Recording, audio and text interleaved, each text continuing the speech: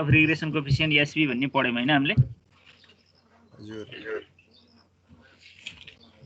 आज अब confidence level भन्ने टपिक हेरौँ है यो भने के हो त भन्दाखेरि हामी त्यो रिग्रेसन लाइनको एस्टिमेट गरिरहेछौं नि अहिले जस्तै कोरिलेसन कोएफिसिएन्ट निकाल्यौं कोएफिसिएन्ट अफ डिटर्मिनेसन निकाल्यौं स्ट्यान्डर्ड एरर अफ एस्टिमेट निकाल्यौं हैन standard error of regression coefficient निकाल्यौं जुन हामीले रिग्रेसन लाइन फिट गरिराखेका छौं के रे इक्वेसनको माध्यमबाट त्यो रिग्रेसन लाइन एक्युरेट फिट भयो कि भएन त्यसको एक्युरेसी के छ रिग्रेसन लाइनको शुद्धता के हामीले फिट गरेको रिग्रेसन लाइनले त्यो कस्ट र त्यसको फ्याक्टरको बीचमा रिलेसनशिप कायम छ कि छैन के छ भनेर जाँच गर्नुपर्ने हुन्छ त्यो रिग्रेसन लाइनको जाँच गर्ने काम अथवा त्यसको confidence level accuracy level check गर्ने कामलाई कन्फिडेन्स लेभल भनेर भनिन्छ हामीले यहाँ चाहिँ 0.1 देखि 20% सम्म कन्फिडेन्स लेभलमा हामी त्यसलाई चेक गर्न सक्छौं तर हामीले यहाँ प्रयोग गर्ने कन्फिडेन्स लेभल भनेको प्राय 5% कन्फिडेन्स लेभलमा हामी चेक गरिरहेका हुन्छौं हामीले त्यसलाई केही भन्दैन हामीले चेक गर्ने 5% कन्फिडेन्स लेभलमा हो अब यहाँ confidence level refers to the extent of the accuracy of the regression estimate है त्यसको शुद्धता रिग्रेसन एस्टिमेटको शुद्धता के छ त्यो हेर्ने कुरालाई हामी कन्फिडेन्स लेभल भन्छौं the estimate of regression coefficient as well as the total estimate of regression equation है रिग्रेसन कोएफिसिएन्ट र रिग्रेसन इक्वेसनको टोटल एस्टिमेटको शुद्धता जाँच गर्नका लागि हामी कन्फिडेन्स लेभल हेर्नुपर्ने हुन्छ अब confidence limits of regression coefficient एस्टिमेटको लागि हामीसँग एउटा फर्मुला छ कन्फिडेन्स लेभल चेक गर्ने b plus minus t value into standard error of coefficient भन्ने एउटा फर्मुला छ b भनेको भेरिएबल कस्ट पर युनिट हो प्लस माइनस भनेको एकपटक जोड्ने एकपटक घटाउने भने हैन t भ्यालु भनेको हाम्रो किताबमा लास्टमा एउटा टु टेल टेस्टको लागि t भ्यालु क्याल्कुलेट गरेर दिएको छ डिफरेन्ट कन्फिडेन्स लेभलमा हामी किताबको पछाडीपट्टि भेटाउन सक्छौं हैन t भ्यालु भनेको टेबुलेटेड भ्यालु भनेको हो है त टेबलमा देखिएको तोकिएको t को भ्यालु भनेको हो त्यसलाई हामी न्युमेरिकली हामीले प्रुफ गर्न पनि सक्छौं हामी टेबल भ्यालु प्रयोग गरेर त्यसको कन्फिडेन्स लेभल चेक गर्छौं स्ट्यान्डर्ड एरर अफ कोएफिसिएन्ट भनेको भर्खरै निकालेका छौं हामीले भेरिएबल कस्ट पर युनिटमा कतिको फ्लक्चुएसन हुन्छ भनेर चेक गर्नको लागि standard error of regression coefficient निकाल्छौं यो भन्दा अगाडि हामी त्यो फर्मुला हेरिसकेका छौं भनेपछि b भनेको भेरिएबल कस्ट पर युनिट रहेछ प्लस माइनस भनेको एकपटक जोडेर भ्यालु अपर भ्यालु निकाल्ने प्लस भनेपछि बढ्ने माइनस भनेपछि घट्ने भन्ने बुझ्नु पर्यो हामीले यसको दुईवटा रेन्ज निकाल्छौं यो कन्फिडेन्स लेभलको त्यो रेन्ज भित्र पर्यो हाम्रो क्याल्कुलेटेड भ्यालु भने यो कन्फिडेन्स लेभल अथवा यो रिग्रेसन इक्वेसनको एक्युरेसी ठीक छ भनेर हेर्छौं हामीले निकालेको भ्यालु यो टेबुलेटेड भ्यालुको बीचमा परेन भने यसको एक्युरेसी ठीक छैन हामीले एस्टिमेट गरे अनुसार नहुन सक्छ भनेर हेर्ने हो के यो शुद्धता जाँच्ने के हामीले मानौं 1000 घण्टा काम गरेको खर्च यति लाग्छ भनेर निकाल्यौं मानौं कुनै एउटा फ्याक्ट्रीमा कामदारले 1000 घण्टा काम गर्यो भने 25000 खर्च आउँछ भनेर हामीले एस्टिमेट गर्यौं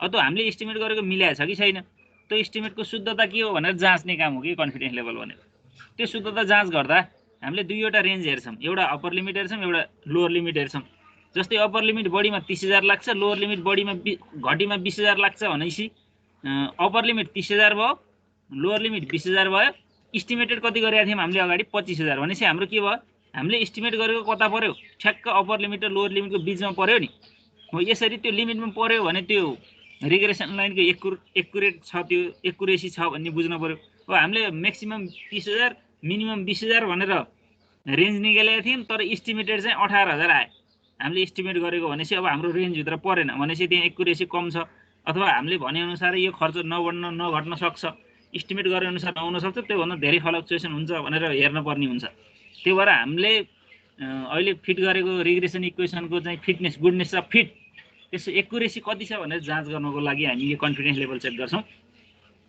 कन्फिडेन्स लेभलको फर्मुला हामीले थाहा पाइहाल्यौं हैन b भनेको के भयो भेरिएबल कस्ट पर युनिट हैन प्लस माइनस t भ्यालु भनेको टेबुलेटेड भ्यालु अफ t हो टोटल टेस्टको t को टेबुलेटेड भ्यालु हाम्रो बुकको पछाडीपट्टि दिएको छ त्यसमा 120 डिग्री अफ फ्रिडम बडीमा 1 देखि 120 सम्म डिग्री अफ फ्रिडममा 0.1 देखि 20% लेभल अफ सिग्निफिकेन्स सम्म त्यसको चाहिँ के छ त भन्दा हामी मेजरमेन्ट पाउँछौं तर हामीले यहाँ चेक गर्ने भनेको जहिले पनि 5% लेभल अफ सिग्निफिकेन्समा हेर्ने हो अब confidence level of regression coefficient estimate को फर्मुला कन्फिडेन्स लेभलको b plus minus t value into standard error of coefficient भन्दा हामी अगाडि निकालिसकेका छौं है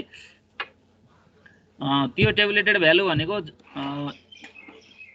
टेबुलेटेड अब यो क्यालकुलेटेड भ्यालु भयो हैन। अब यो के रे टेबुलेटेड भ्यालु निकाल्नको लागि जस्तै टी भ्यालु हामीले निकाल्नको लागि बीमा प्लस माइनस टी भ्यालु भनेपछि त टेबलको भ्यालु कति हो भन्ने कुरा त हेर्न पर्यो। त्यो टेबुलेटेड भ्यालु हेर्ने तरिका के हो त भन्दा n-2 गर्ने। n-2 n भनेको नम्बर अफ अब्जर्भेसन भयो, कतिवटा हामी भेरिएबलहरु हेरिरहेछौँ। 2 भनेको या दुईवटा भेरिएबलको बारेमा हामी चाहिँ काम गरे छौँ नि, जस्तै x र y दुईवटा भेरिएबललाई हामीले लिएर हिसाब गरे हुनाले 2 भयो। n भनेको नम्बर अफ अब्जर्भेसन भनेको कति समयको कति घण्टाको कति दिनको डेटा लिइएको छ त्यसलाई टोटल अब्जर्भेसन भयो। टोटल अब्जर्भेसनमा 2 घटाउँदाखेरि n-2 गर्दा यहाँ 8 भनेको माथिको इलिस्ट्रेसनमा 10 वटा अब्जर्भेसनको हेरेको थियो, त्यही भएर n-2 भन्दाखेरि 8 दियो। यसले 5 वटाको एरिया छ भने n-2 भन्दा 3 हेर्न पर्यो, 2 वटाको एरिया छ भने n-2 भन्दा 0 भयो हैन। यसरी फरक हुने भयो। त्यो भएर अब यहाँ 8 हुन्छ भन्ने यो फर्मुलाको 8 हैन। फेरि यो भनेको के हो त भन्दा n भनेको नम्बर अफ अब्जर्भेसन हो, 2 भनेको चाहिँ भेरिएबलहरु भयो, दुईवटा भेरिएबलको बारेमा हेरिरहेछौँ। माथिको यो क्वेशनको इलिस्ट्रेसनमा चाहिँ 10 वटा भेरिएबलको एरिया हुनाले यसले n-2 गरेर 8 राखिदियो है। अनि degree of freedom for 5% significance level is यो टेबुलेटेड भ्यालु 2.306 रहेछ भनेर भनेको है। यसले हामीले माथिको इलिस्ट्रेसनमा हेरेको अब्जर्भेसनमा 5% सिग्निफिकेन्स लेभलमा टेबुलेटेड भ्यालु 2.306 छ है भनेर भनेको। अब हाम्रो त क्वेशनमा कति आउँछ त्यही अनुसार हामीले निकाल्ने फर्मुला मात्रै हामीले जान्न पर्यो। अब testing the significance of the correlation coefficient, अब टेस्ट गर्नु पर्यो त्यो ठीक छ कि छैन। अघि हामीले भन्यौँ हाम्रो कन्फिडेन्स लेभल त हामीले हेर्यौँ, यहाँ 5% कन्फिडेन्स लेभलमा यति फ्याक्टर हुन्छ भनेर भन्यौँ हैन।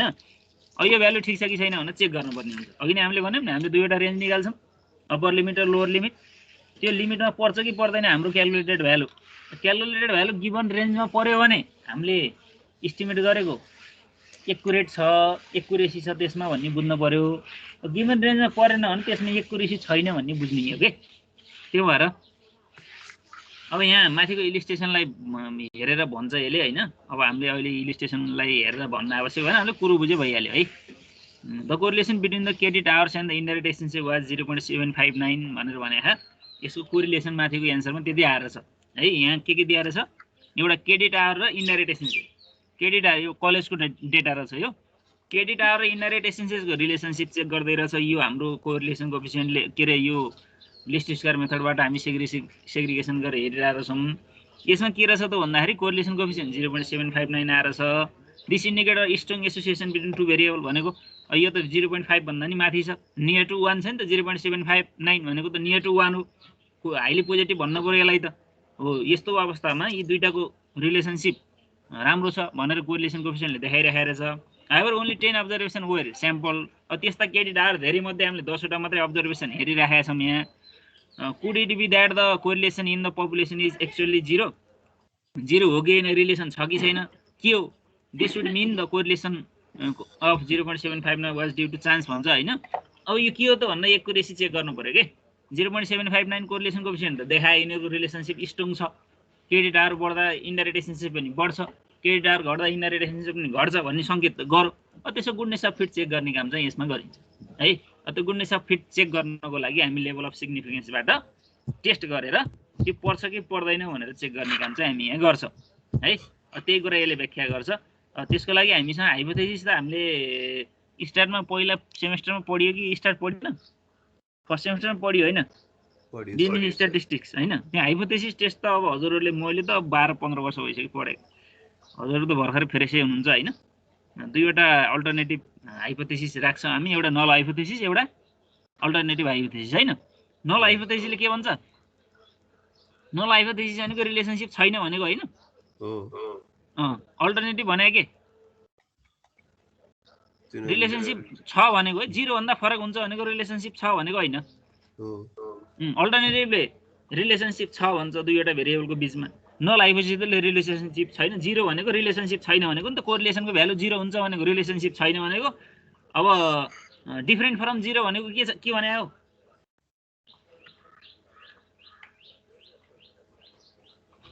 डिफरेन्ट फ्रम 0 छ भनेको कोरिलेसनको मान 0 देखि 1 को बिचमा हुन्छ। कोरिलेसन 0 हुन्छ भन्नुको अर्थ चाहिँ relation there is no relationship between the two variable. मानौँ यो इक्जाम्पलमा क्रेडिट आवर र इन्डाइरेक्ट एक्सपेन्सेसको बिचमा रिलेसनसिप छैन भन्छ। अब अर्कोले के भन्छ, अल्टरनेटिभ हाइपोथेसिसले इज नट इक्वल टु 0 भनेको 0 हुन्न भन्नुको अर्थ रिलेसनसिप छ भनेको होइन हो। त्यही कुरा चेक गर्ने यहाँ हामी डिफरेन्ट एनालाइसिसबाट चेक गर्छौँ। टी टेस्टको चाहिँ coefficient of correlation, T test for the coefficient of correlation हामी अथवा टी टेस्टको भ्यालु, टीको भ्यालु निकाल्छौँ यहाँ। अब टी इक्वल टु आर भनेको कोरिलेसन कोफिसिएन्ट भयो, √n-2 डिभाइडेड बाई 1 - r² को फर्मुला लगाएर हामी टीको भ्यालु क्यालकुलेसन गर्छौँ है त। टी इक्वल्स टु के रहेछ फर्मुला भने r multiplied by √n-2 divided by 1 - r²। यो फर्मुलाबाट हामी टीको भ्यालु निकाल्छौँ। यो क्यालकुलेटेड भ्यालु हो। अगाडि हामी 5% लेभल अफ फ्रिडममा हेरेको थियौँ नि, बी प्लस माइनस गरेर, त्यो भ्यालु के हो? टेबुलेटेड भ्यालु है। टेबलबाट हामी 5% लेभल अफ सिग्निफिकेन्समा त्यहाँबाट क्यालकुलेसन गरेर हेर्छौँ। अब यो क्यालकुलेटेड भ्यालु वा टीको भ्यालु अथवा टीको भ्यालु यो फर्मुला प्रयोग नगरेर यो तल्लो फर्मुला अल्टरनेटिभली भनेको छ टी बराबर बी बाई एसबी भनेको नि। बी भनेको के अरे? यहाँ बीले केलाई सिम्बल दिइरहेछ? भिसिपियुलाई देखा। एसबी भनेको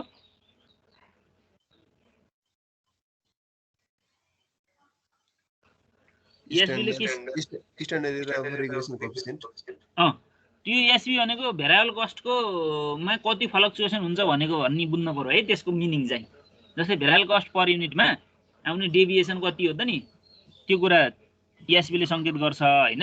अथवा हामी यो उपल्लो टीको फर्मुला माथिल्लो प्रयोग गरेर प्राय यो तल्लो फर्मुला प्रयोग गर्न छोटो मिठो सजिलो हुने भएको हुनाले तल्लै प्रयोग गर्छौँ है। त्यो माथिको प्रयोग गर्नु तल्लो प्रयोग गर्नुमा केही भ्यालुएसनमा फरक आउने, क्यालकुलेसनमा फरक आउने कुरो आएन, एउटै हो। टी बराबर बी बाई एसबी गरेर छिटो सजिलो हुने भयो, त्यही गर्छौँ हामी। किन भन्दा बीको भ्यालु हामीसँग हुँदै हुन्छ, एसबीको भ्यालु क्यालकुलेट गरिरहेको हुन्छौँ। टी भ्यालु भन्दा अगाडि नै एसबीको भ्यालु हामीले क्यालकुलेट गरेर आएका हुन्छौँ हैन र। त्यो भएर अब यसले के भन्छ हेर्नुहोस् त, using the 0.05 level of significance the decision rule state that if the computed t falls in the area between the plus 2.306 and minus 2.306, the null hypothesis is not rejected to locate the critical value of 2. अब यहाँ अगाडि हामीले दुईवटा लेभलमा हेर्यौँ, T को value plus minus गरेका थियौँ नि, माथि गरिएको थियो हैन। त्यो टीको भ्यालु चाहिँ यो अहिले निकाल्यौँ नि हामीले भर्खर यो फर्मुलाबाट निकाल्यौँ नि टीको भ्यालु, यो क्यालकुलेटेड भ्यालु हुन्छ। यसलाई हामी यहाँ टेबल सेबल नहेरिकन आफै क्यालकुलेट गरेर निकाल्छौँ। उता अगाडि हामी टेबल हेरेर 5% लेभल अफ फ्रिडममा सिग्निफिकेन्स लेभलमा 8% डिग्री अफ फ्रिडममा हामी हेऱ्यौँ त्यहाँ टेबल भ्यालु। त्यो टेबल भ्यालु र यो क्यालकुलेटेड भ्यालुको रेन्जमा टेबल भ्यालुका दुईवटा रेन्ज निकालेका थियौँ हामीले, एउटा प्लस गरेर एउटा माइनस गरेर। यहाँ क्यालकुलेटेड भ्यालुमा प्लस माइनस भन्ने हुँदैन, ठ्याक्कै एउटा फिगर आउँछ। हामीले निकालेको यो टी भ्यालु त्यो अगाडि निकालेको टेबुलेटेड भ्यालुको प्लस र माइनसको बिचमा पर्छ कि पर्दैन भनेर हेर्ने हो, चेक गर्ने हो। अहिले भनेको हामीले अप्पर लिमिट र लोवर लिमिट भनेर दुईवटा लिमिट हेर्यौँ। अहिले हामीले निकालेको टेबुलेटेड भ्यालु चाहिँ के अरे क्यालकुलेटेड भ्यालु चाहिँ माथिको टेबुलेटेड भ्यालुको अप्पर रेन्ज र लोवर रेन्जको बिचमा पर्यो भने यो गुडनेस अफ फिट राइट छ, करेक्टली फिट भएको छ, देयर इज स्ट्रङ रिलेसनसिप भन्ने कुरा हाम्रो इस्टिमेट एक्युरेट छ भन्ने अर्थ दिन्छ यसले। जब हामीले यहाँ क्यालकुलेटेड भ्यालु चाहिँ त्यो रेन्जमा परेन भने हामीले के बुझ्नुपर्छ, अब हाम्रो रिलेसनसिपको हाम्रो क्यालकुलेसन चाहिँ इरर छ, मिस्टेक छ, अथवा हामीले मिस्टेक गरेर त्यस्तो रिजल्ट आएको पनि हुन्छ, अथवा ती दुईटा भेरिएबल हामीले त्यस्ता खालका लिएका छौँ। मानौँ सम्बन्धै नहुने भेरिएबलको बिचमा हामीले चेक गर्नको लागि पनि त गर्न सकिया हुन्छ नि हैन र।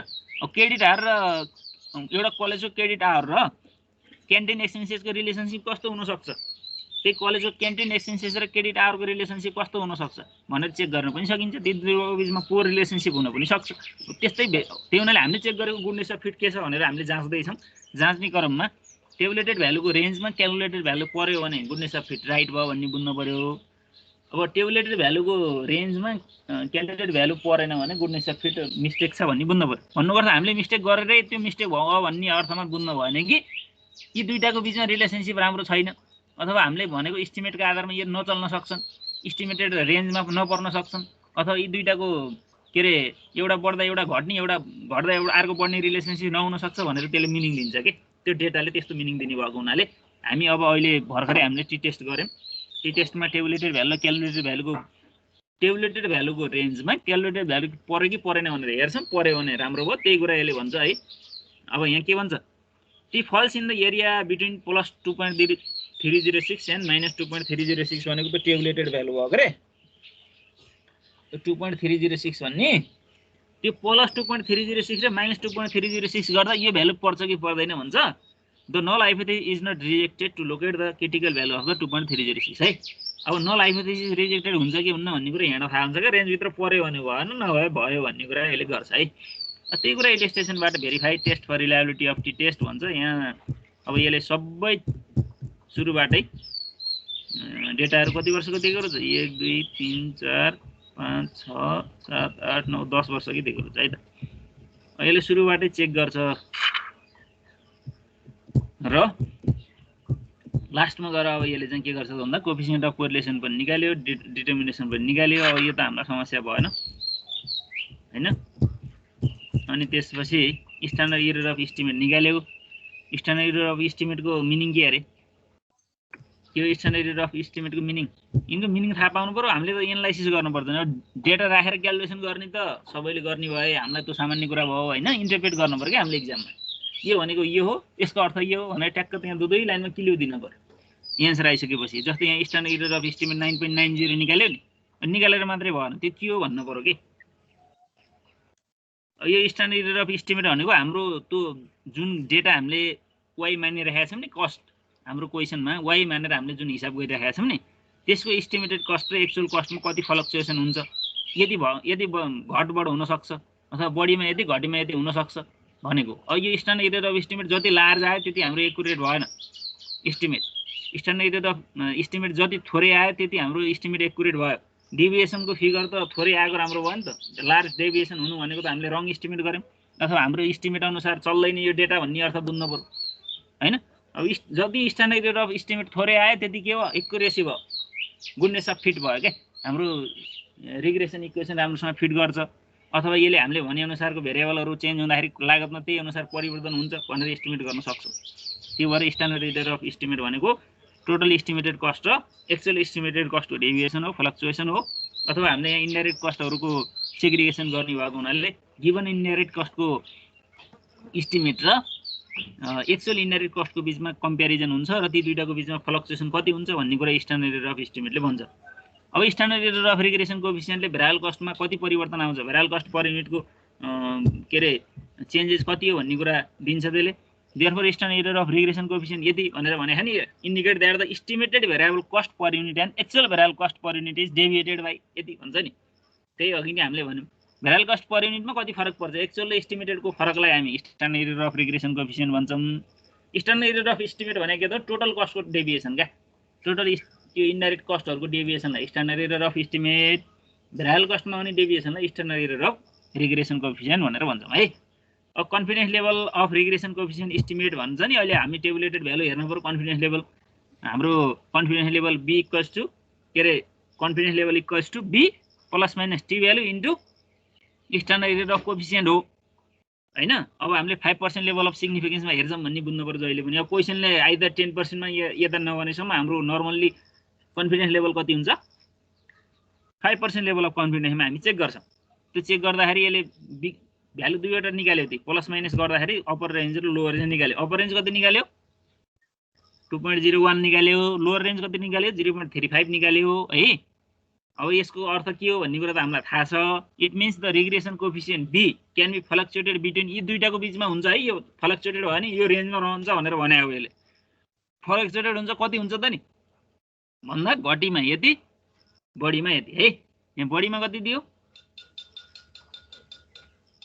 2.01 घटीमा 0.35 भनेर भन्यो अब यसमा टोटल कस्ट कति हुन्छ भनेर यो त b को भ्यालुमा फ्लक्चुएसन आउने भने हो गरे यसमा टोटल कस्ट पनि हेर्न मिल्छ y लोअर लिमिटमा y कति अप्पर लिमिटमा y कति भनेर भन्छ हैन त्यो समय अब testing the significance of the correlation coefficient भन्न नि अब हामीले कोरिलेसन कोएफिसिएन्टको टेस्ट गर्दै छौं यो गुडनेस अफ फिट ठीक छ कि छैन भनेर हेर्दै छौं यो त माथिको टेबुलेटेड भ्यालुले के भन्नु अप्पर रेन्ज र लोअर रेन्ज छुट्याइदियो 0.35 टु 2.01 मा पर्छ भनेर भन्यो है यो रेन्ज सम्झिनु अब यहाँ t को भ्यालु हामीले चेक गरौँ त अब हामीले t को भ्यालु क्याल्कुलेट गरौँ त त्यो त टेबुलेटेड भ्यालु भनेको हामीले टेबुलबाट जेनेरेट गरेको भ्यालु भयो हैन अब यहाँ t को भ्यालु हेर्नुस् 3.29 आयो हैन 3.29 हो कि हैन t को भ्यालु यहाँ अहिले देख्नु भयो नि t को भ्यालु कति आयो रे 3.29 अहिलेको रेन्जमा पर्यो कि परेन अहिले हामीले भने थियौं नि त्यहाँ अगाडिको पेजमा हामीले t को भ्यालु 0.35 टु कतिसम्म हुन्छ भनेको थियौं अरे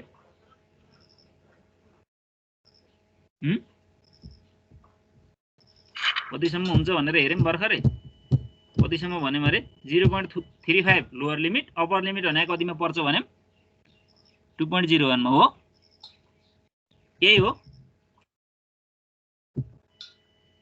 कन्फिडेन्स लिमिट हामीले टेबलबाट हेर्दाखेरि कति आएको थियो अरे हाम्रो कन्फिडेन्स लिमिट 0.35 टु 2.01 मा हो भनेर हेर्यौँ हैन हामीले देख्नुभयो हैन अब यसमा परेको पर्छ त नि यो पर्यो कि परेन यो टी भ्यालु हेर्नु त 3.297 पर्यो परेन यो बियोन्ड द रेन्ज भयो क्या हजुरले एस्टिमेट गरेको रेन्जमा यो पर्यो परेन हो अब यो गुडनेस अफ फिट भएन भन्नुको अर्थ अब हामीले यहाँ हेर्नुहोस् त हामीले जुन अल्टरनेटिभ हाइपोथेसिस यहाँ के हुने भयो त भन्दाखेरि रिजेक्सन एरियामा पर्यो क्या ल हेर्नुहोस् त यहाँ the computer T falls in the rejection region भन्छ नि अब हामीले यो रेन्जभित्र पार्न सकेनौँ भन्नुको अर्थ अब यो चाहिँ के छ त भन्दाखेरि गुडनेस अफ फिट एकुरेट छैन त्यो भन्नुको अर्थ हामीले हिसाब मिस्टेक गऱ्यौँ भनेर भन्न खोजे होइन नि त्यसको मिनिङ के हो त भन्दाखेरि ती दुईटाको बिचको रिलेसनसिप छ नि अथवा त्यो स्ट्रङ रिलेसनसिप नहोला अथवा एउटा खर्च बढ्दा अर्को खर्चमा हुने परिवर्तनको दर एस्टिमेट गर्न नसकिएला अथवा भन्न नसकिने अवस्थामा छ अथवा डेटालाई इन्टरप्रेट गरेर यस्तै हुन्छ भन्न नसकिने अवस्था छ भन्ने जस्तो अर्थ मिनिङ दियो यसले दस H0 is rejected at the 0.05 significance लेभलमा रिजेक्टेड भयो this means that the correlation in the population is not zero from a practical standpoint it indicates to the manager that there definitely is correlation between the credit hours operated and the indirect expenses therefore the regression estimate is accepted here भन्छ नि अब यो रेन्जमा के हो हामीले यहाँ माथिको अब यो के हो यो एक्सेप्ट भयो कि भएन भन्ने कुरा त हामीले अल्टरनेटिभ हाइपोथेसिस के हैन के हो हामीले हाइपोथेसिसको सेट गर्छौं नि पहिला अब्जेक्टिभ चेक गर्ने बेलामा H0 बराबर यो हैन H1 बराबर यो p is not equals to 0 p equals to 0 के भनेर सेट गरेको हो त्यो चेक गरेको कुरा मिल्यो कि मिलेन भनेर हामी यहाँ चेक गर्ने हो त्यो कन्फिडेन्स लेभलमा पर्यो कि परेन हामीले पर्छ भनेर माथि चेक गरेका थियौं भने पर्यो भने ठीक भयो माथि पर्दैन भनेर चेक गरेका थियौं भने यहाँ परेन भने एक्सेप्ट हुने भयो हैन हामीले के रे हाइपोथेसिस सेट गर्दा नल हाइपोथेसिस र अल्टरनेटिभ हाइपोथेसिस भनेर सेट गर्छौं हो कि हैन हो सर अब अहिले हामीले के बुझ्नु पर्यो भने यो त अहिलेको रेन्जमा परेन यो त रिजेक्ट भयो यो ठीक भएन भन्ने अर्थमा बुझ्नु भएन हामीले माथि हाइपोथेसिस सेट गर्दाखेरि रेन्जभित्र पर्दैन भनेर गरेका थियौं कि पर्छ भनेर गरेका थियौं रेन्जभित्र पर्दैन भनेर गरेका थियौं भने यहाँ परेन भनेपछि गुडनेस अफ फिट भयो ठीक भयो चेक भयो हामीले गरेको मिल्यो भन्ने बुझ्नु पर्यो अब रेन्जभित्र पर्छ भनेर गरेका थियौं भने हामीले परेन भने बल्ल रिजेक्ट भयो भन्ने बुझ्नु पर्यो त्यो हुनाले हाम्रो हाइपोथेसिस सेट गर्दा नल हाइपोथेसिस र अल्टरनेटिभ हाइपोथेसिस के सेट गरेका छौं सेट गरे अनुसारको टेस्ट गर्दाखेरि मिल्यो कि मिलेन भनेर चेक गर्न पर्यो अब सेट गरे अनुसार चेक गर्दा पर्यो मिल्यो भने त्यहाँ गुडनेस अफ फिट भयो पर्यो मिलेन भने गुडनेस अफ फिट भएन त्यसको लागि हामी टी टेस्ट हेर्छौं है टीको मिनिङ हामीले त्यसबाट पाउन सक्छौं पछि हामी अब यहाँ त्यही कुरा यसले एक्सप्लेनेसन गर्छ we can also interpret the test of hypothesis in the terms of T value probable value to determine the probable value go to T distribution table भनेर अघि नै हामीले भन्यौं त्यो हेर्न हामीलाई आउँछ अब पछि पनि हेर्छ हामीले हिसाब गर्दा हैन यहाँ 8 डिग्री अफ फ्रिडम किन राख्यो भन्दा 10 वटा भेरिएबल ल्याएको छ n-2 गर्दा 8 भयो the value of the test statics 3.297 so in the row of 8 degree of freedom and two tail test find the value of closest to 3.297 for two tail test at 0.02 confidence level यो चाहिँ 2% confidence लेभलमा मिल्दो रहेछ कि यो value अहिले हामी 5% confidence लेभलमा चेक गर्यौं नि यो 2% कन्फिडेन्स लेभलमा पर्छ यो भ्यालु 5% मा परेन भन्छ the critical value is 2.896 and the critical value at the 0.01 significance level is 3.355 we conclude that the probable value is less than 2% significance level भन्छ है अहिले हामीले 5% सिग्निफिकेन्स लेभलमा यो रिजेक्ट भयो यो प्रोबेबल भ्यालु चाहिँ 2% सिग्निफिकेन्स लेभलमा मिल्छ 2% सिग्निफिकेन्स लेभलमा यो क्यालकुलेटेड टी भ्यालु पर्छ भनेर यसले भन्छ त्यो कुरा हामी यसरी के रे हाइपोथेसिस सेट गर्दा कुन प्रयोजनका लागि के कुरा चेक गर्नको लागि हाइपोथेसिस टेस्ट गरे हो त्यो हाइपोथेसिस टेस्टको अब्जेक्टिभ के हो र त्यो अब्जेक्टिभसँग मिल्यो कि मिलेन र यो रिजेक्ट भयो कि एक्सेप्ट भयो भन्ने कुराको बारेमा जान्नको लागि हामी टी टेस्टहरु गर्छौं अब यसमा के फरक छ त नि हामीले जुन चेक गरिरहेका छौं डेटाहरु जस्तै हामीले यहाँ भेरिएबल कस्ट सेग्रिगेसन हो नि त हामीले पढ्न लागेको त कस्ट सेग्रिगेसनका डिफरेन्ट मेथड मध्ये हामी लिस्ट स्क्वायर मेथडबाट सेग्रिगेसन कस्ट गरिराखेका छौं त्यसमा भेरिएबल कस्ट पर युनिट निकाल्छौं फिक्स कस्ट पर युनिट निकाल्छौं टोटल कस्ट निकाल्छौं त्यसपछि हामीले कोरिलेसन कोएफिसिएन्ट निकाल्छौँ, कोएफिसिएन्ट अफ डिटर्मिनेसन निकाल्छौँ, स्ट्यान्डर्ड एरर अफ एस्टिमेट निकाल्छौँ, standard error of coefficient of determination निकाल्छौँ। त्यसपछि हामीले के गर्छौँ त भन्दाखेरि टी टेस्ट निकाल्छौँ। टीको भ्यालु टेबुलेटेड भ्यालु हेर्छौँ, क्यालकुलेटेड भ्यालु हेर्छौँ, अनि टेबुलेटेड भ्यालुको बिचमा दुईवटा रेन्ज हेर्छौँ। त्यसमा क्यालकुलेटेड भ्यालु पर्यो कि परेन भनेर चेक गर्छौँ र हाम्रो हाइपोथेसिस एप्रुभ भयो कि भएन, हामीले भनेअनुसारको हामीले सम्बन्ध छ भनेर चेक गर्न खोज्यो भने सम्बन्ध थियो कि थिएन, दुईवटा भेरिएबलको बिचमा भन्ने कुराहरू जाँच पनि गर्छौँ। यिनको बिचमा रिलेसनसिप के छ भनेर यहाँ छोटो टपिक छ, the relationship among the coefficient of correlation, coefficient of determination and standard error of estimate. यी दुईटाको यी तीनवटा भेरिएबलको बिचमा रिलेसनसिप के हो, के मिनिङ दिन्छ भनेको त्यो कुरा हामीले पहिला यहाँभन्दा अगाडि पनि हेरिसकेका छौँ होइन। कोरिलेसन कोएफिसिएन्ट भनेको के हो भन्ने कुरा त हामीलाई थाहा छ, दुईवटा भेरिएबलको बिचमा रिलेसनसिप कति छ, पोजिटिभ छ कि नेगेटिभ छ भन्नु हो। यसको मिनिङ के अरे 0 देखि +1 सम्म हुन्छ होइन, के अरे -1 +1 के हो भन्ने कुरा हेर्न पर्यो नि हामीले। यसको रिलेसनसिप नेगेटिभ हो कि पोजिटिभ हो भनेर हेर्न पर्यो नि। -1 देखि +1 सम्म हुन्छ।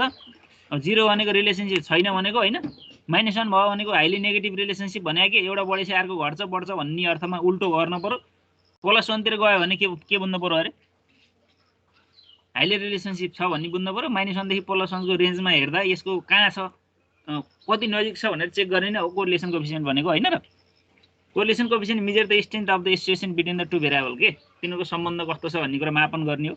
when the points on the scatter diagram appear close to the straight line, we note that the correlation coefficient tends to be large. Thus, the standard error of scale is used to report the extent of the station. However, both measure involve the term summation y minus y prime को square भन्छ। अब यो correlation कोएफिसिएन्टको काम त दुईटाको association के हो भन्ने कुरा हेर्ने हो। +1 -1 को बिचमा यसको फिगर आउँछ। +1 मा आयो भने हाइली पोजिटिभ कोरिलेसन भन्ने बुझ्नु पर्यो, -1 मा आयो भने हाइली नेगेटिभ भन्ने बुझ्नु पर्यो, 0 आयो भने के बुझ्नु पर्यो, 0 आयो के बुझ्नु पर्यो, नो कोरिलेसन भन्ने बुझ्नु पर्यो। त्यही कुरा कोरिलेसनको मिनिङ त्यो हो। अब कोएफिसिएन्ट अफ डिटर्मिनेसनको मिनिङ के फेरि, कोरिलेसनलाई स्क्वायर गर्ने भने हैन, कोएफिसिएन्ट अफ डिटर्मिनेसन भनेको त्यही हो। अब यो कोएफिसिएन्ट अफ डिटर्मिनेसन हेर्न किन पर्यो भने हामी त हाम्रो यो रिग्रेसन लाइन हामीले फिट गरेका छौँ, y = a + bx भनेर फिट गरेका हुन्छौँ। त्यो रिग्रेसन लाइन हो।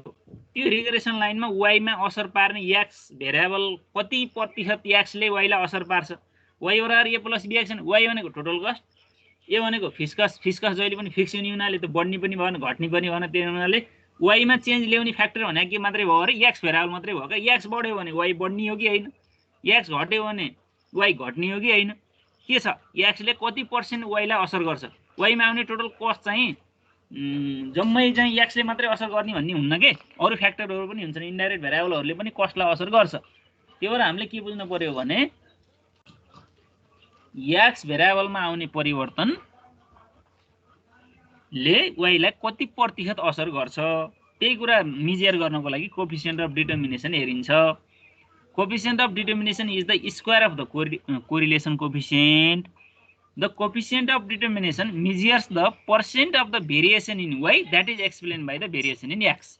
है, x ले कति प्रतिशत y मा आउने परिवर्तनलाई मेजर गर्छ भनेको मानौं कोएफिसिएन्ट अफ डिटर्मिनेसन 75% आयो भने 0.75 आयो मानौं भने त्यसको मिनिङ के बुझ्न पर्यो त भन्दा the total variation in y caused by the 75% caused by x भन्ने बुझ्न पर्यो, and other remaining 25% is explained by other factor भनेर बुझ्न पर्यो के त्यसलाई। जस्तै कोएफिसिएन्ट अफ डिटर्मिनेसनको मिनिङ अथवा त्यसको फिगर मानौं 75% आयो भने y मा आउने टोटल चेन्जमा 75% x को कारणले आउँछ, बाँकी रहेको 25% अरुको कारणले आउँछ भन्ने बुझ्न पर्यो है। मानौं 90% आयो, कोएफिसिएन्ट अफ डिटर्मिनेसन r² 90% आयो भने हामीले के बुझ्नु पर्यो अरे, 90% आयो त्यसको फिगर भने हामीले के बुझ्नु पर्यो,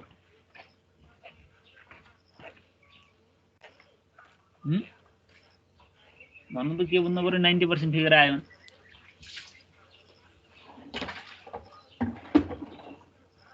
नानजी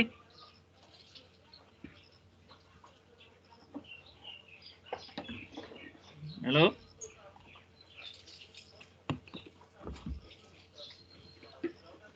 हेलो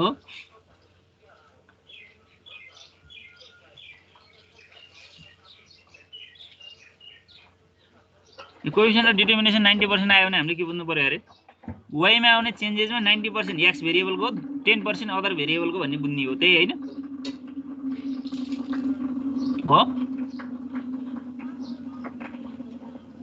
हो कि हैन हेलो हो सर अब यहाँ दुईटाले के अर्थ उस्तै उस्तै खासै फरक त हैन कोएफिसिएन्ट अफ कोरिलेसनले चाहिँ ठ्याक्क रिलेसनशिप हेरो यति पर्सेन्टसम्म पोजिटिभ रिलेसन नेगेटिभ रिलेसन भनेर +1 -1 भनेर त्यसको फिगर हेर्न पाइयो कोएफिसिएन्ट अफ डिटर्मिनेसनले ठ्याक्क पर्सेन्टमा भनिदियो के ठ्याक्कै यति पर्सेन्ट यसको भाग हो यति पर्सेन्ट अरूको भनेर बुझ्न सजिलो भयो अझ त्यसलाई अझ इजी टु अन्डरस्ट्यान्ड भयो कोरिलेसन कोएफिसिएन्ट भन्दा कोएफिसिएन्ट अफ डिटर्मिनेसनले डेटाहरूलाई इन्टरप्रेट गर्न सजिलो भयो कुन फ्याक्टरले यसमा परिवर्तन आउने भन्ने कुरा मेजर गर्न सजिलो भयो अब स्ट्यान्डर्ड एरर अफ एस्टिमेटले अब टोटल कस्टमै आउने परिवर्तनलाई हेरिदिन्छ फेरि ल हेर्नुहोस् है अब standard error of estimate measure how close the actual values are to the regression line when the standard error is small it indicate that the two variable are closely related भनेको क्या यो स्ट्यान्डर्ड एरर अफ एस्टिमेट भनेको हामीले estimate गरेको data र actual डेटामा कति fluctuation हुन्छ भनेको यो फ्लक्चुएसन कम आयो भने यिनीहरूको रिलेसनशिप नजिक छ फ्लक्चुएसन हुन्न ठ्याक्क भने अनुसार एस्टिमेट गरे अनुसारै हुन्छ भनेको फ्लक्चुएसन बढी आयो भने एस्टिमेट गरे भन्दा टाढा टाढा छ यिनीहरूको रिलेसनशिप अलि नजिक छैन भन्ने अर्थमा दिन्छ त्यसले when the standard error is small it indicate that the two variable are closely related भनेको यो फ्लक्चुएसन कम हुन्छ भनेको दुईटाको रिलेसनशिप नजिक छ स्ट्रङ छ भन्ने अर्थमा बुझ्नु पर्यो in the calculation of the standard error of the की एस्टिमेट यो यसरी क्याल्कुलेसन गर्छौँ हामी term is summation y - y प्राइमको स्क्वायर भनेर y ड्याशको स्क्वायर भनेर if the value of this term is small then the standard error will also be small भनेको अब यो कोरिलेसन कोएफिसिएन्ट रिलेसनशिप स्ट्रङ छ अथवा चाहिँ यसको पर्सेन्ट एक्सप्लेनेसन धेरै छ भने यसको एस्टिमेट पनि कम आउँछ भन्न खोजेको हो के स्ट्रङ रिलेसनशिप छ भन्नुको अर्थ यसको एस्टिमेट पनि कम हुन्छ यो स्ट्यान्डर्ड एरर अफ एस्टिमेट कम हुनुको अर्थ फ्लक्चुएसन कम हुन्छ भन्ने अर्थमा बुझ्नु पर्यो के अब स्ट्रङ रिलेसनशिप छैन भन्ने हो भने के हुन्छ फेरि फ्लक्चुएसन बढी हुन्छ यिनको बिचमा है हाइली फ्लक्चुएटेड हुन्छन् त्यो भएर यी तीनटाको रिलेसनशिप यस्तो रहेछ र यसको मिनिङ यस्तो यो हो भन्ने कुरा हामीले यहाँबाट बुझ्न सकिन्छ है त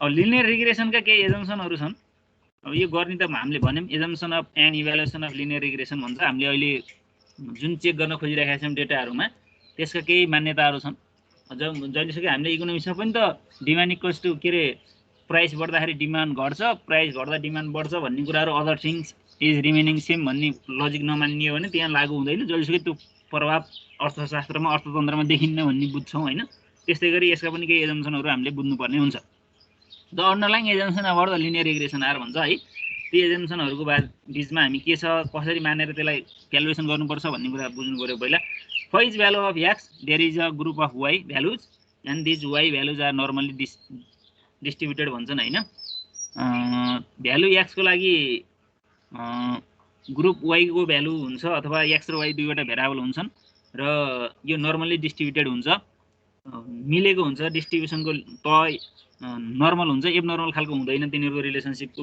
हामी डिस्ट्रिब्युसन हेर्दा र त्यहाँ दुईवटा भेरिएबल एक्स र वाइ हामी एजम्पसन गर्छौँ भन्ने कुरा छ होइन यहाँ हामीले दुईवटा भेरिएबलको बिचमा मात्रै यो क्यालकुलेसन गर्छौँ the means of this normal distribution of Y values all लाई on the straight line of regression लाइनमा पर्छ त्यो भन्ने एजम्पसन पनि हुन्छ अब त्यहाँ कति फरक पर्छ भनेर चेक गर्ने हो कि रिग्रेसन लाइनमा पर्छ भनेर हामी एस्टिमेट गरिरहेका हुन्छौँ त्यो स्क्याटर डायग्राममा हामी हेर्दाखेरि रिग्रेसन लाइनभन्दा दायाँ बायाँ परेका डटहरू पनि हामी देख्न सक्छौँ होइन अर्को एजम्पसन हाम्रो के हुन्छ त भन्दाखेरि the means of this normal distribution of Y values all लाई on the straight line of regression वाइको भ्यालु चाहिँ त्यो स्ट्रेट लाइन अफ रिग्रेसनमा पर्छ भन्ने हाम्रो एउटा एजम्पसन हुन्छ अनि अर्को छ the standard deviation of this normal distribution are equal हुन्छ स्ट्यान्डर्ड डेभिएसन भन्ने पनि हाम्रो नर्मल डिस्ट्रिब्युसनको स्ट्यान्डर्ड डेभिएसन इक्वल हुन्छ भन्ने एजम्पसन हुन्छ the Y values are statistically independent of other this means that in the selection of sample the values chosen for particular X value do not depend upon the Y values for any other X values हुन्छ होइन अब वाइको value independent हुन्छ अरू the Y values are still independent of other भन्छ होइन अरूभन्दा फरक हुन्छ the mean that the selection of sample the Y values chosen for the particular X value do not depend on the Y values for any other X value भन्छ है वाइको value choose गर्दा एक्सको भ्यालुमा depend गर्दैन independent हुन्छन् र कुनै अर्को x भ्यालुले त्यसलाई असर गर्दैन भन्ने मान्यता पनि हामी यसमा राख्छौँ यिनी मान्यताका आधारमा हामी यहाँ चेक गर्ने हो है चेक गर्दाखेरि हामीले त्यही त हामी एकुरेट छ कि छैन भनेर लेभल अफ कन्फिडेन्स जाँच्छौँ। अब जाँच्दाखेरि त्यो आयो पर्यो भने एकुरेट रहेछ भने अनुसार छ भन्ने हुन्छ। जाँचमा परेन, हामीले टेस्ट गरेको रेन्जभित्र परेन भने एकुरेट छैन, मिलेन भन्ने अर्थमा हामी हेर्छौँ त्यसलाई। ती चेक गर्ने प्रोसिडरहरू भयो। रिग्रेसन लाइनको ब्युटी के हो? कति बेला यो राम्रो हुन्छ, कति बेला भनेअनुसार हुन्छ, कति बेला गुडनेस फिट हुन्छ हैन, कति बेला एक्युरेट हुन्छ, के हो भन्ने कुराहरूको बारेमा थोरै हेरौँ है त। The least square regression line of course gives a more reliable estimate than the high low point method. high low point भन्दा यसले राम्रो दिन्छ है यो लिस्ट स्क्वायर मेथडबाट एस्टिमेट गर्दा, कन्फिडेन्स लेभल चेक गर्दा, कस्टलाई सेग्रिगेसन गर्दा बढी अथेन्टिक हुन्छ, एक्युरेट हुन्छ भन्ने कुराको बारेमा हामी बुझ्नु पर्यो। Because the regression line takes all the observation into account unlike only 1-2 points in high low method. High low point method regression line किन राम्रो छ, किन एक्युरेट छ भन्ने कुराको जान्नको लागि हाई लो पोइन्टले त्यत्रा धेरै भेरिएबल मात्रै, दुईटा भेरिएबलमा मात्रै हेर्छ, एउटा हाई भेरिएबल एउटा लो भेरिएबल, अथवा हाई पोइन्ट अथवा लो पोइन्ट। अब अरू भेरिएबल यसले हेर्दैन। हाई पोइन्ट भनेको अप्पर लिमिट, लो पोइन्ट भनेको लोअर लिमिट। खालि दुईवटा भेरिएबलको बिचमा मात्रै चेक गर्छ यो हाई लो पोइन्ट मेथडले, अरू भेरिएबल त छोड्छ। तर रिग्रेसन लाइनले त्यो गर्दैन। लिस्ट स्क्वायरले के गर्छ, सबै भेरिएबल हेर्छ। जस्तै हामीले 10वटा भेरिएबल छन्, 10वटै भेरिएबललाई मल्टिप्लाई गर्छौँ, 10वटैको मिन निकाल्छौँ, 10वटैको स्ट्यान्डर्ड डेभिएसन निकाल्छौँ, 10वटैको स्ट्यान्डर्ड एरर अफ एस्टिमेट निकाल्छौँ। सबै भेरिएबललाई कन्सिडर गरिन्छ हामीले। हाई लो पोइन्ट मेथडमा त्यो हुँदैन।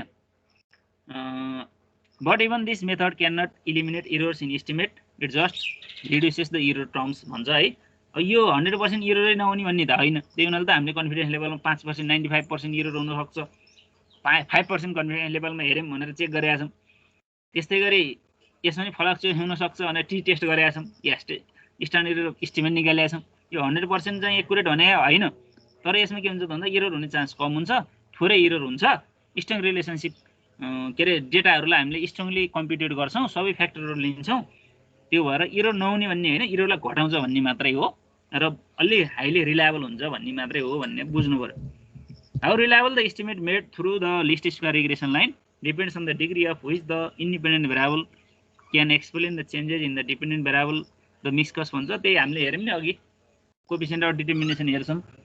त्यो हेर्दाखेरि हामीले के गर्छौँ त भन्दाखेरि कति % डिग्रीमा छ त्यो, त्यसको अवस्था के छ, कति एक्सप्लेन गर्छ, वाइमा आउने चेन्जेसलाई एक्सले भन्ने कुराहरू हेर्छौँ होइन। त्यो हुनाले लिस्ट स्क्वायर मेथड चाहिँ डिपेन्डेन्ट भेरिएबलले इन्डिपेन्डेन्ट भेरिएबललाई कति % असर गर्छ भनेर इजिली क्यालकुलेट गर्न सकिन्छ। अलि नियर टु एक्युरेट हुन्छ भन्ने कुरा हामी बुझ्नु पर्यो। अब हाई लो पोइन्ट मेथडमा त्यस्ता समस्याहरू छन्, कहिलेकाहीँ हामीलाई हाई लो पोइन्ट मेथडका ड्रब्याक्सहरू भन्नु पनि सक्छ होइन। यो हेर्दाखेरि यसमा भएका स्ट्रङ पोइन्ट हेर्दाखेरि हामीले त्यसमा के रहन्छ भन्ने कुरा थाहा पाउन सक्छौँ। High low point method is simple and widely use in practice. Sometime it may yield highly inaccurate estimate के, नमिल्ने खालको डेटा पनि त्यसले दिन सक्छ, एस्टिमेट पनि दिन सक्छ। Related to this regression method gives a more reliable estimate for the value to be predicted. अब हामीले प्रिडिक्सन गर्ने कुरामा चाहिँ रिग्रेसन लाइन चाहिँ एक्युरेट छ। अब हाई लो पोइन्ट मेथड चाहिँ अलि नन एक्युरेट डेटाहरू पनि त्यसले दिन सक्छ भनेर भन्छ है त। त्यो कुरा त हामीले देखिरहेका छौँ, दुईवटा पोइन्ट मात्र लिन्छ, दुईवटा पोइन्टको मात्र एस्टिमेट गर्नु र अब धेरै पोइन्टमा एस्टिमेट गर्नुमा त पक्कै पनि फरक हुन्छ। त्यो भएको हुनाले त्यो कुरा हाम्रो यही एस्टिमेटले पनि देखाउँछ है। अब यी इलिस्ट्रेसन त हामीलाई पछि हामीले हिसाबमै गर्छौँ, केही भएन, समस्या भएन। अब हामीले मोटामोटी थ्योरिटिकल पार्टको बारेमा डिस्कस गऱ्यौँ। बुक आयो कि हेर हाम्रो बुक,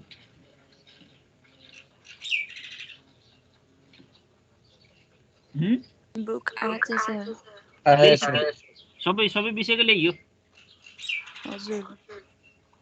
भनेपछि अब हामीलाई एकाउन्टको हिसाब गर्न समस्या भएन नि, भएर छैन सर। त्यही असिन्तै त किन्नु होला। हजुर।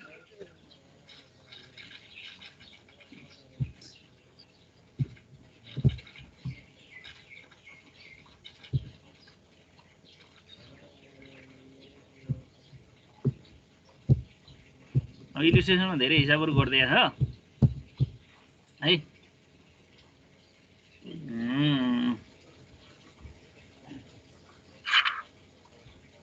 अब हिसाब भन्ने कुरा प्र्याक्टिस नगरेछ नहुने कुरा हो है। अब कस्ट इस्टिमेटका अब केही थ्योरिटिकल पार्टहरू केही पोइन्टहरू बाँकी नै छन्, तिनलाई डिस्कस गरौँ। अनि भोलिको क्लासबाट यहाँ न्युमेरिकल पार्टतिर प्रवेश गराउँला हुन्न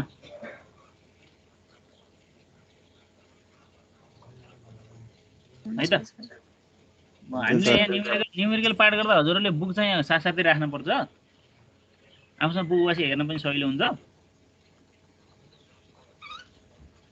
यो पाठबाट एउटा क्वेसन आउँछ यो प्र्याक्टिकलको त्यति गाह्रो पनि छैन फेरि कुरो बुझ्नु पर्यो यहाँ हिसाब गर्न गाह्रो होइन इन्टरप्रेट गर्न गाह्रो हो कि यसो मिनिङ के हो भन्ने मात्रै छुट्याउने हो हिसाबको टेबलमा हालेर क्यालकुलेटर हामीसँग छँदैछ अनि भएको डेटालाई टेबुलेट गर्न त हामी सकिहाल्छौँ हाम्रो समस्या इन्टरप्रिटेसनमा मात्रै यो कस्ट इस्टिमेटका लिमिटेसन्सहरू अथवा नराम्रा पक्षहरू कमजोर पक्षहरू के छन् यो इस्टिमेट गरेको ठ्याक्कै त कहाँ मिल्छ त नि यो त पूर्वानुमान मात्रै त हो कि इस्टिमेट भनेको त होइन आज पानी पर्छ भनेर हामीले अहिले भन्यौँ भने हाम्रो त्यो इस्टिमेट मिल्ला किन मिल्ला हाम्रो त्यही केही लजिकमा आधारित छ आज पानी पर्छ भन्ने कुरा बादल लाएर देखेर भनियो होइन बादलमा पानीको मात्रा कति छ भनेर जाँच गर्ने हामीसँग औजार केही छ छैन जस्तै मौसमविदले जाँच्छन् र जाँचेर भनेको लगभग 95% 90% पर्छ कि जस्तै अहिले हामीले यो 5% लेभल अफ सिग्निफिकेन्समा हेऱ्यौँ नि त्यो भनेको त भन्दा हामी 95% यो डेटामा कन्फिडेन्स छौँ 5% एरर हुन्छ भनेर भनेको त हो 2% मा हेऱ्यौँ भने 98% हामीलाई कन्फिडेन्स छ 2% एरर हुन्छ भनेर भने होइन त्यो भएर हामीले 100% कन्फिडेन्स छ भन्ने त त्यो चेकै गर्न परेन टी टेस्टै गर्न परेन 100% कन्फिडेन्स छ भन्ने भने त्यो टी टेस्ट किन गरे हो 100% कन्फिडेन्स छैन त्यहाँ एरर हुनसक्छ जस्तै 5% एररलाई हामी एक्सेप्टेबल एरर मान्छौँ कि त्यही भएर हामीले 5% लेभलको सिग्निफिकेन्स चेक गर्ने कारण के हो त भन्दा नर्मल्ली 5% एरर हुन्छ के अरे भन्ने मान्यता हुन्छ 5% लाई एक्सेप्टेबल हुन्छ 5% लेभल अफ सिग्निफिकेन्स त्योभन्दा तल भयो भने अझ राम्रो भयो एरर 5% को सट्टा चाहिँ 2% मै आयो भने त अझ बेटर भएन र भयो नि तर 5% एरर हुन्छ भने ठाउँमा 7% 10% एरर भयो भने के हुने भयो नन एक्सेप्टेबल भयो हैन त्यस्तै यसका एस्टिमेटका केही एररहरू छन् हामीले एस्टिमेट गरेको अनुसार नर्मल सिचुएसन भयो भने पो हामीले एस्टिमेट गरेको मिल्छ त नि एबनर्मल सिचुएसन जस्तै हामीले देशको आर्थिक वृद्धि दर त नेपाल सरकारले अर्थ मन्त्रालयले एस्टिमेट गरे हैन नि त अर्थ मन्त्रालयले मौद्रिक नीति जारी गर्ने बेला आगामी आर्थिक वर्षको आर्थिक वृद्धि दर यति % हुने अनुमान गरिएको छ भन्छ अर्थ मन्त्रालयले हाम्रो आर्थिक वृद्धि दर देशको यति % हुने अनुमान गरिएको छ भन्छ अहिले मिल्यो नेपाल सरकारको अघिल्लो वर्षको बजेट भाषणले एस्टिमेट गरेको आर्थिक वृद्धि दर अहिले मिल्यो कि मिलेन मिल्यो नेपाल सरकारले प्रोजेक्सन गरेको देशको चाहिँ ग्रोथ रेट मिल्यो कि मिलेन भन्नु त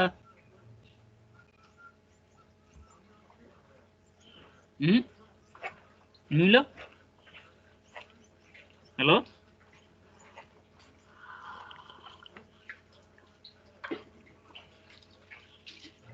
हेलो मिल्यो हेलो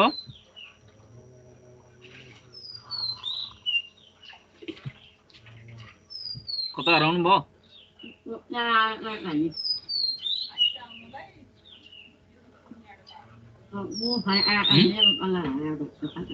हेलो हजुर सर यही छ मिलेन नि किन मिलेन अरु फ्याक्टरहरुले असर गर्यो नि त्यही हुनाले इम्प्याक्ट अफ म्याक्रो इकोनोमिक भेरिएबलहरुको प्रभाव पर्न सक्छ अर्थतन्त्रमा जहिलेसुकै नर्मल सिचुएसन आउन्न लकडाउन भयो अर्थतन्त्रका सबै क्रियाकलापहरु बन्द भयो त्यही हुनाले हामीले टार्गेटेड के रे मिट गर्न सकेनौं त्यही भएर अर्थतन्त्रमा आउने डिफरेन्ट भेरिएबलको चेन्जेसको कारणले गर्दा हामीले गरेको एस्टिमेट नमिल्न पनि सक्छ त्यही हुनाले यसका कमजोरी एरिया भनेका त्यही हुन् त्यही हुनाले इम्प्याक्ट अफ म्याक्रो इकोनोमिक भेरिएबलले चाहिँ असर गर्छ भनेर भन्छ के यहाँ बर्ड फ्लू सर्ट फ्लू लेखेको छ अब हामीले यहाँ के लेख्न पर्यो अहिले कोरोना भाइरस लेख्न पर्यो हैन त्यही हुनाले अर्थतन्त्रमा सहज परिस्थिति हुन्न बर्ड फ्लू हुन्छ युएस इराक वार भन्छ अब अहिले ती पुराना भइसके अहिलेको वर्ल्ड वाइड चाहिँ म्याक्रो इकोनोमिक इन्डिकेटर भने के भयो कोरोना भाइरसको कारणले गर्दाखेरि चाहिँ विश्वको अर्थतन्त्र डाउन छ अहिले विश्वको अर्थतन्त्र लकडाउनमा पर्या आर्थिक क्रियाकलापहरू बन्द छन् लगभग ठप्पै छन् यस्तो अवस्थामा कुनै पनि देशले आफ्नो टार्गेटेड अनुसार इस्टिमेटेड अनुसार काम गर्न सक्दैन। त्यो हुनाले हामीले गरेको सिस्टिमेटमा पनि के हुन्छ त भन्दाखेरि एरर बढी हुन्छन्।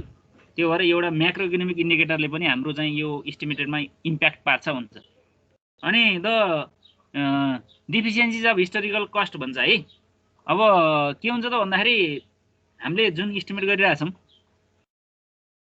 जहिले पनि हाम्रो इस्टिमेट चाहिँ के हो त भन्दाखेरि हिस्टोरिकल कस्टमा डिपेन्ड गर्छ। हामी पास्ट कस्टको आधारमा गर्छौँ। इस्टिमेट गर्ने भनेको कुरा त्यत्तिकै जिरोमा गएर इस्टिमेट गर्ने भन्ने कुरा जटिल हो। इस्टिमेट गर्दा एउटा बेस चाहिन्छ। त्यो बेस भनेको हामी पास्ट डेटाहरूलाई एनालाइसिस गर्ने हो। पास्ट डेटालाई एनालाइसिस गर्दा पास्ट डेटा कसरी रेकर्ड गरेको छ, पास्ट डेटा नै आफैमा एक्युरेट छ कि छैन, त्यही पास्ट डेटाकै एक्युरेसी के छ, त्यो पास्ट डेटाहरूको रिपोर्ट तयार पार्ने व्यक्तिको knowledge, capacity, feeling, thinking, perception के छ, कसरी बनाएको, उसले कुन अर्थमा बुझ्यो र त्यसलाई कसरी इन्टरप्रेट गरेको छ भन्ने आधारमा अहिलेको इस्टिमेटलाई असर गर्छ क्या त्यसले। त्यो हुनाले त डिफिसियन्सिज अफ हिस्टोरिकल कस्ट भनेको त्यसमा केही त्रुटिहरू, कमजोरीहरू हुन सक्छन्। तिनै त्रुटि कमजोरीहरूको कारणले गर्दा त्यही डेटामा हामी बेस गरेर इस्टिमेट गर्दा हाम्रो इस्टिमेट पनि मिस्टेक हुनसक्छ। रङ डेटा पाइयो भने त हामीले इस्टिमेट रङ गर्छौँ नि। त्यो भएको हुनाले हामीलाई अर्को इस्टिमेटमा असर पार्ने कुरा के हो त भन्दा पास्ट डेटाको डिफिसियन्सिज हो है। त्यसमा पर्याप्तता नहुनु अथवा अपर्याप्त डेटाहरू भए, डेटाहरू राम्रोसँग एनालाइसिस गर्न सकिएन भने चाहिँ हामीलाई त्यसले असर गर्छ होइन। अब यहाँ के लिमिटेसन्स अफ हिस्टोरिकल कस्टमा त्यस्ता कमजोरीहरू के हुन सक्छन् भन्दा नन रिकभरी अफ कस्ट भन्छ। उठ्नुपर्ने लागत उठेन, यति उठ्छ भनेर नाफा निकालियो, तर उठ्दै उठेन ब्याड डेटमा गयो भने त अनुमानित नाफाले काम गरेन होइन।